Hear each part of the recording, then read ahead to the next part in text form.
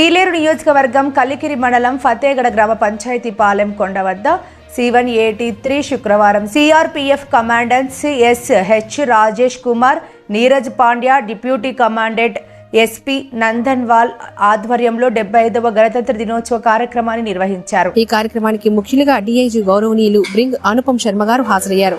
మొదటగా డీఐజీ అనుపమ్ శర్మ గారికి జవాన్లు గౌరవ వందనాలు చేశారు. తర్వాత డీఐజీ అనుపమ్ శర్మ గారు 3 రంగుల జాతీయ జెండాను ఆవిష్కరించి గౌరవ వందనం చేశారు. ఈ సందర్భంగా డీఐజీ అనుపమ్ శర్మ మాట్లాడారు. अधीनस्थ अधिकारी और प्रिय जवानों, सबसे पहले तो मैं आप लोगों को 75वें गणतंत्र दिवस की भरपूर शुभकामनाएं देता हूं।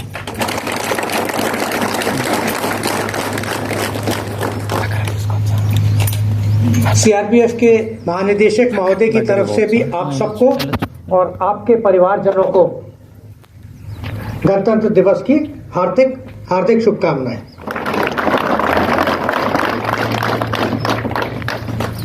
आप सबको पता है कि गणतंत्र दिवस क्यों मनाया जाता है।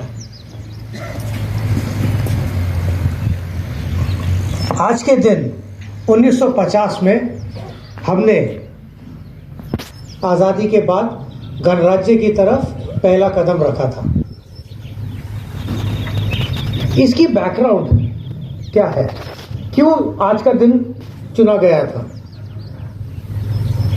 26 जनवरी 1929 को लाहौर में कांग्रेस का अधिवेशन हुआ था और उस दिन पहली दफा कांग्रेस ने और भारत ने ब्रिटिश साम्राज्य से पूर्ण स्वराज की मांग की थी।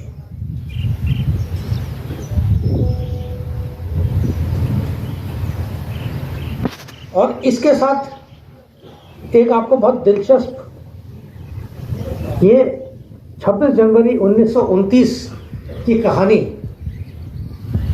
मैंने एक्चुअली अपने दादा से सुनी हुई है। हम बहुत छोटे होते थे, 1929 में वो लाहौर में थे और इस अधिवेशन के बाद जब पूर्ण स्वराज की पहली बार डिस्कशन हुई थी कांग्रेस के अधिवेशन में, उसके बाद महात्मा गांधी ने एक जनसभा को संबोधित किया था लाहौर में और उसमें मेरे दादाजी ने भी शिरकत की थी, वो भी शामिल थे उस सभा में गांधी जी को सुनने के लिए, जब पहली बार पूर्ण स्वराज की मांग पब्लिकली कांग्रेस ने की थी ब्रिटिश साम्राज्य से। 26 नवंबर 1949 के दिन हमारा संविधान तैयार हो गया था, लेकिन 26 जनवरी को ध्यान में रखते हुए ये बोला गया था, ये डिसाइड किया गया कि हम 26 जनवरी को अपने संविधान को इम्प्लीमेंट करेंगे और उस दिन भारत ट्रूली ब्रिटिश साम्राज्य से हटके एक गणराज्य के रूप में हमने अपनी जर्नी शुरू की थी। 15 अगस्त 47 से लेकर 25 जनवरी 1949 तक भारत में एक गवर्नर जनरल होता था।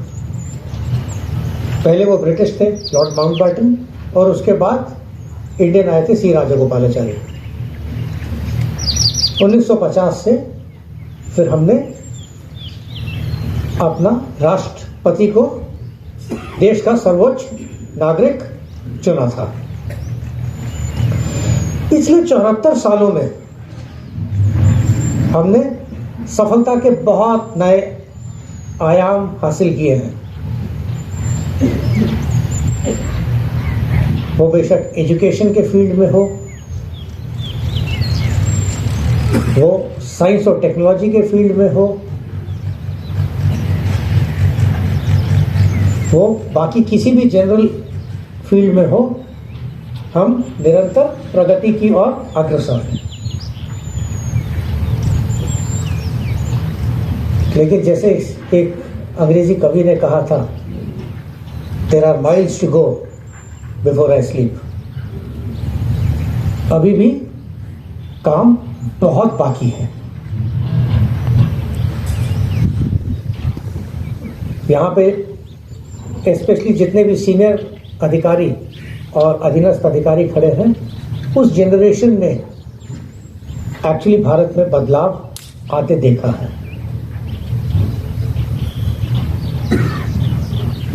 हमारी जनरेशन से हमारे बच्चों की जनरेशन में बहुत चेंजेस आए हैं, लेकिन अभी हमें और भी काम करना है। हमें याद रखना चाहिए कि अनुशासन के बिना और बिना निश्चित प्रणाली के हम विकसित नहीं हो सकते। यदि हम अमेरिका या इंग्लैंड की या किसी भी यूरोपियन और वेस्टर्न नेशन की तारीफ करते हैं या उनसे कंपैरिजन करते हैं, तो अंतर हमारी कैपेबिलिटी में नहीं है। अंतर सिर्फ अनुशासन और एक नियमित प्रणाली में है। इसीलिए मैं हमेशा बोलने की कोशिश करता हूं आप लोगों को कि हम व्यक्ति प्रधान नहीं होने चाहिए। काम एक व्यवस्थित प्रणाली के हिसाब से चलना चाहिए। आप या मैं हो या ना हो, उससे ज्यादा फर्क नहीं पड़ना चाहिए। इस बात को हमेशा ध्यान रखिए। 26 जनवरी ने हमें और क्या सिखाया? हमने अपना संविधान एडॉप्ट किया 26 जनवरी को। और यदि आप संविधान खोल के देखेंगे तो उसके पहले पृष्ठ पे लिखा होता है, we the people of India give this constitution to ourselves. यानी कि हम भारत के नागरिक अपने आप को ये संविधान देते हैं। इसका मतलब क्या है कि इस संविधान की रक्षा करना हम सबका कर्तव्य है।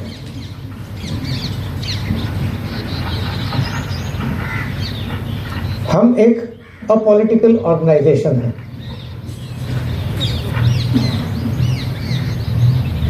हम देश की आंतरिक सुरक्षा के सबसे अभिन्न अंग हैं।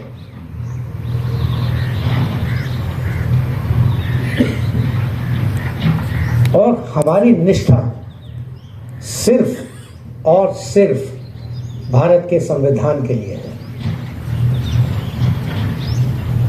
जब भी आप लोगों को अपने सर्विस में, अपने करियर में बहुत सारी ऐसी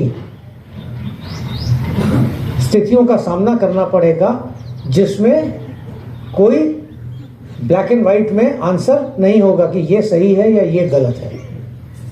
उस समय दिल पे हाथ रखिए और ये सोचिए कि संविधान आपसे क्या एक्सपेक्ट करता है, और जो संविधान आपसे एक्सपेक्ट करता है उसके हिसाब से काम कीजिए, बेशक वो आपके अपने हितों के विपरीत क्यों ना हो।